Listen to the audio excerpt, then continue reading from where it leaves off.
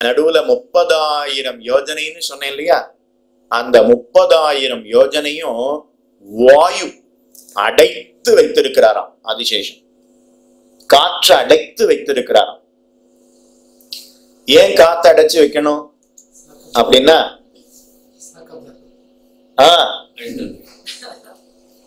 Bumper effect அப்படின்னு சொல்லுவார் இல்லையா? வண்டியில போயிட்டே இருக்கோம், மேடு வரும், பள்ளம் வரும், அப்போ தூக்கி போடும், குலுங்கும். அதுக்காக சஸ்பென்சர், ஏர் ஸ்ப்ரிங் டிவிஎஸ்ல இருந்ததுனால அப்படியே அந்த எக்ஸாக்ட் டெக்னிக்கல் வேர்டை வந்து சொல்லிட்டான். அந்த பம்பர் எஃபெக்ட்னு பேர். மேல எவ்வளவு ஆடினாலும் உள்ள இருக்கிறவாளுக்கு எந்த ஒரு வலியும் உண்டாக கூடாதுங்கிறதுக்காக. அதனால மேல் லோகங்கள் எவ்வளவு ஆடினாலும் உடையாது, கீழே விழாது. அதுக்காக 30,000 யோஜனை காற்று அடைத்து அதை அப்படியே ஆதிசேஷன் தாங்கி கொண்டிருக்கிறார். இது அத்தனையும் பத்ம புராணத்துல அப்படியே முதல்லயே தொடங்கிட்டார். இதே அர்த்தத்தை பாகவதத்துல சொல்லணும்னா 4வது நாள் தான் சொல்லியிருப்பேன். ஆனா பத்ம புராணம் முதல் நாளே தொடங்கியாச்சு. அதனால பூமி, இப்போ பூமிக்கு வருவோம். இப்ப நாம பாக்குறது ஆதி கண்டம்.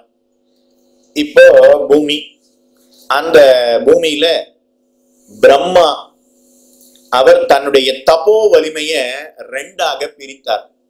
ரெண்டாக பிரித்து ஒன்றுக்கு ஆண் உருவத்தை கொடுத்தார், ஒன்றுக்கு பெண் உருவத்தை கொடுத்தார். அவளுக்கு ஸ்வயம்புவ மனு சதரூபா அப்படின்னு பெயர். ஸ்வயம்புவ மனு சதரூபா அப்படின்னு பெயர். நீங்க இனிமே சிருஷ்டியை பெருக்குங்கள் அப்படின்னு சொன்னார். மேற்கொண்டு சிருஷ்டி பண்ணணும்னு சொன்னார். அதனால ஸ்வயம்புவ மனுவுக்கும் சதரூபாவுக்கும் 2 பிள்ளைகள் பிறந்தார்கள். அதுல மூத்த பிள்ளை பிரியவ்ரதன் அப்படின்னு பெயர். 2வது பிள்ளை உத்தான பாதன் அப்படின்னு பெயர். அதுல பிரியவ்ரதன் பத்ம புராணம்னு இருக்கு இல்லையா, அதுக்கு காரணத்தை சொல்லிட்டு வரேன். அதுக்காகத்தான் இன்னும் வேகமா சொல்லிட்டு வரேன்.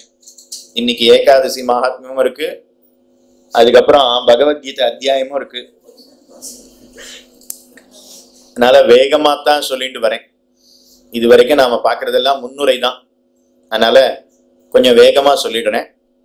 பிரியவ்ரதன் உத்தான பாதன். அதுக்கப்புறம் அந்த பிரியவ்ரதன், இந்த பிரியவ்ரதனுக்கும் விஸ்வகர்மாவனுடைய பெண்ணு, அவளுக்கு பர்ஹிஷ்மதி அப்படின்னு பெயர். அவ 2 பேருக்கும் திருமணம் முடிந்தது, கல்யாணம் முடிந்தது. அவர்களுக்கு 10 பிள்ளைகள் பிறந்தார்கள். பிரியவ்ரதனுடைய பத்னிக்கு பர்ஹிஷ்மதி அப்படின்னு பெயர். அந்த பர்ஹிஷ்மதி யாரு அப்படின்னா விஸ்வகர்மாவுடைய பெண்ணு. விஸ்வகர்மா யாரு? தேவ சிற்பி. அசுர சிற்பி யாரு? மயன். தேவ சிற்பி யாரு? விஸ்வகர்மா. விஸ்வகர்மாவுடைய பெண்ணு பர்ஹிஸ்மதி.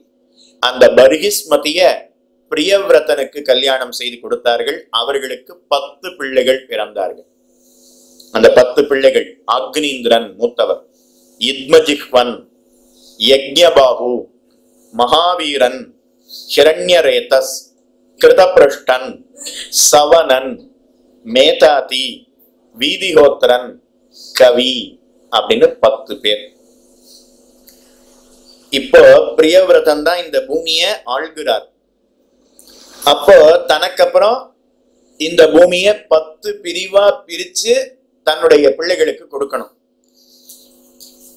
ஆனா அந்த 10 பிள்ளைகள்ல 3 பேர் எங்களுக்கு இந்த ராஜ்யம் வேண்டாம் அப்படின்னு அவர்கள் சந்நியாச ஸ்வீகாரம் செய்து கொண்டு சந்நியாசியாக இருந்து பகவானுடைய திருவடிகளை அடைந்தார்கள்.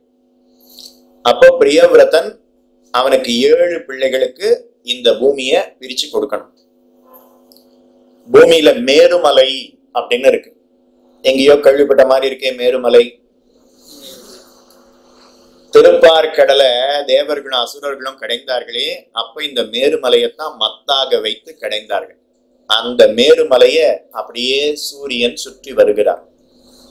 அப்போ இந்த பிரியவ்ரதன் பார்த்து, அவரும் சூரியனை போல நானும் இந்த மேருமலையை சுற்றி வருகிறேன்னு அவர் சூரியன் எப்படி மேருமலையை சுற்றுகிறாரோ அத போல இந்த பிரியவிரதனும் இந்த பூமியை அப்படியே சுற்றினார். 7 முறை சுற்றினாராம். அவர் 7 முறை சுற்றினது பூமிங்கிறது 7 பிரிவாக பிரிந்தது. முதல் தடவை சுத்தினது ஒரு வட்டம், அதுக்கப்புறம் 2வது வட்டம், அதுக்கப்புறம் 3வது வட்டம், அதுக்கப்புறம் 4வது வட்டம், அப்புறம் 5வது சுத்து, 6வது சுத்து, 7வது ரவுண்டு. எல்லாத்தையும் சொல்லிட்டேனா? சர்க்கிள் போட்டுக்கோங்க. வேற என்ன? நான் வாங்குறது 0. அதனால இப்படி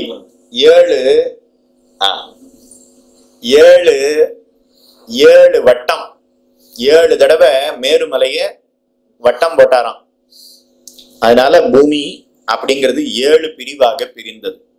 அந்த 7 பிரிவுக்கு என்ன பேரு அப்படின்னா ஜம்பூத்வீபம், குஷத்வீபம், சாக்கத்வீபம், ஷால்மலி த்வீபம், கிரௌஞ்சத்வீபம், புஷ்கரத்வீபம். எல்லாத்தையும் சொல்லிட்டேனா? ஜம்பு, பிளக்ஷ, ஷால்மலி, குஷ, கிரௌஞ்ச, சாக்கத்வீபம், புஷ்கரத்வீபம்னு 7 த்வீபம். ஜம்பூத்வீபம் அதை சுத்தி ஒரு கடல். அதுக்கு அடுத்தது 2வது பிளக்ஷத்வீபம், அதை சுத்தி ஒரு கடல். 3வது ஷால்மலி த்வீபம், அதை சுத்தி ஒரு கடல். 4வது குஷத்வீபம், அதை சுத்தி ஒரு கடல். 5வது கிரௌஞ்சத்வீபம், அதை சுத்தி ஒரு கடல். 6வது சாக்கத்வீபம், அதை சுத்தி ஒரு கடல். 7வது புஷ்கரத்வீபம், அதை சுத்தி ஒரு கடல். முதல்ல ஜம்பூத்வீபம், அதை சுத்தி இருக்கக்கூடியது உப்பு கடல், லவண சமுத்திரம். அதுக்கு அடுத்தது பிளக்ஷத்வீபம், அதை சுத்தி கருப்பஞ்சாறு, sugar cane ocean. Sugar cane ocean சரிதானா? நாம 5 ரூபாயோ 10 ரூபாயோ எவ்வளவோ தெரியாது, 5 ரூபாய் 10 ரூபாய்க்கு கொடுப்பாளான்னு தெரியாது. அப்புறம் அந்த கடை வச்சுருக்கிறவா நீர் எப்படி சொல்லலான்னு நம்ம கிட்ட சண்டைக்கு வந்துடுவோம். அங்க போனோம்னா அந்த பணமே கொடுக்காம சமுத்திரத்தை போல வாரி வாரி கரும்பு சார பருகலாம். அதுக்கு அடுத்தது ஷால்மலி த்வீபம். ஷால்மலி த்வீபத்தை சுத்தி கல்லே ஒரு கடையா இருக்கு. இங்க இருக்கிறவாள்லாம் அங்க கொண்டு போய் விட்டுணும். இவ எதுக்கு டாஸ்மார்க் அங்க கொண்டு போய் விட்டுடணும். ஃப்ரீயா கொடுக்கறாளே கொஞ்சம் வாங்கோன்னு சொல்லி வண்டியில ஏத்தி அங்க கடல்ல போய் தள்ளி விட்டுரும் கல்லு. அதுக்கு அடுத்தது குஷத்வீபம். குஷத்வீபத்தை சுத்தி நெய்யே ஒரு சமுத்திரமா இருக்கான். 1 கிலோ 700 ரூபாய். அங்க போனோம்னா அப்படியே நாம எடுத்துக்கலாம்.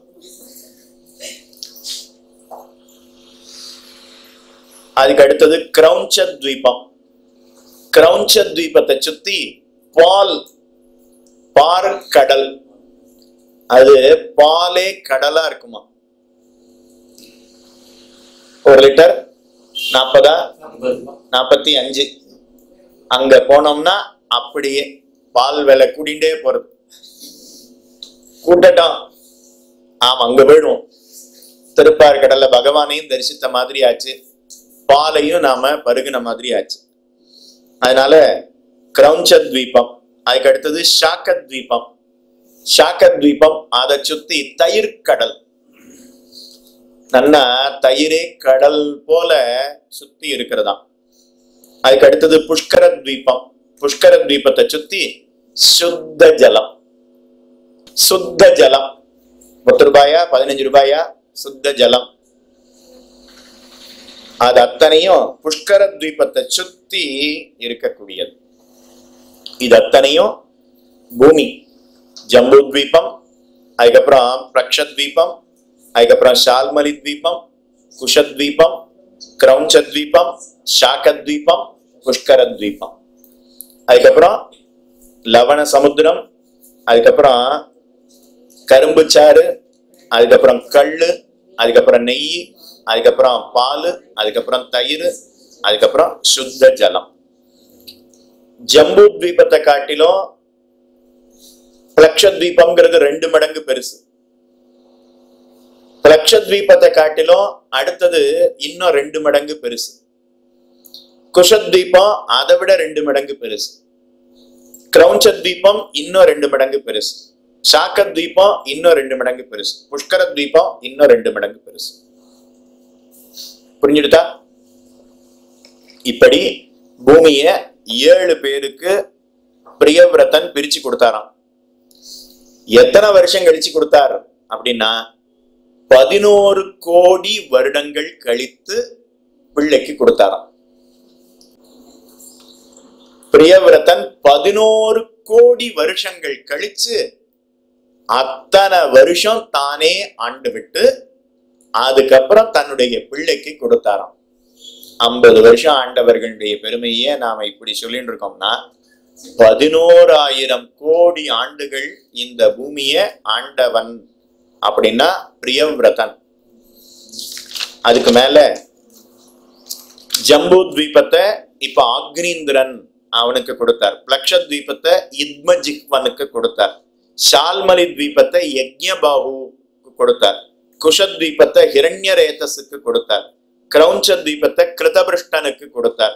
சாக்கத்வீபத்தை மேதாதிக்கு கொடுத்தார். புஷ்கரத்வீபத்தை வீதிஹோத்திரனுக்கு கொடுத்தார். ஜம்பு தீபத்தை யாரு கொடுத்தார்? அக்னீந்திரன்.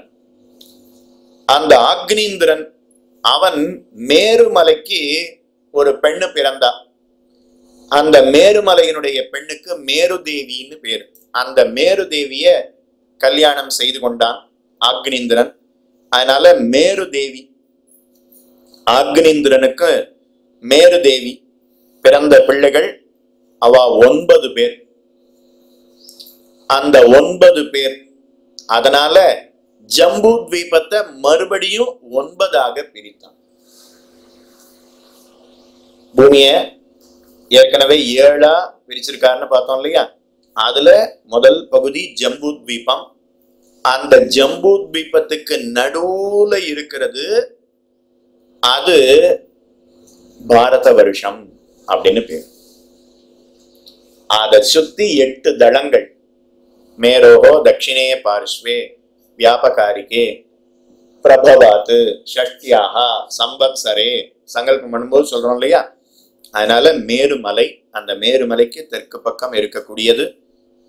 அதுல நாபி அப்படிங்கிறவர், அதாவது முதல்ல 9 பேரையும் சொல்லிடுறேன்.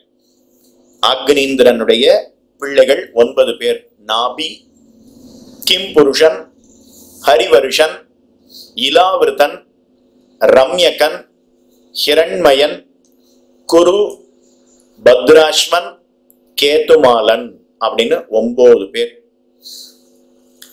9 பேர். அந்த 9 பேருக்கும் இந்த ஜம்பு தீபத்தை பிரிச்சு கொடுத்தார். அதுல நாபி அப்படிங்கிற அதுலதான் இப்ப நாம இருக்கோம். அந்த நாபி வருஷம் அப்படின்னு பேர்.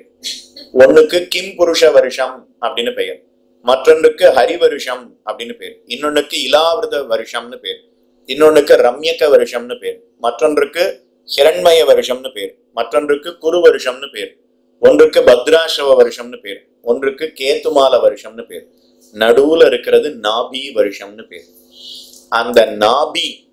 அந்த நாபிக்கு ஒரு பிள்ளை பிறந்தார். அவருக்கு ரிஷபதேவர் அப்படின்னு பேர். அந்த ரிஷபதேவருக்கு ஒரு பிள்ளை பிறந்தார். அவருக்கு பரதர் அப்படின்னு பெயர். அந்த பரதருங்கிறவர் இந்த நாபி வருஷத்தை ஆண்டபடியினால நாபி வருஷம்ங்கிற பெயர் மாறி பாரத வருஷம்னு பெயர் ஏற்பட்டது.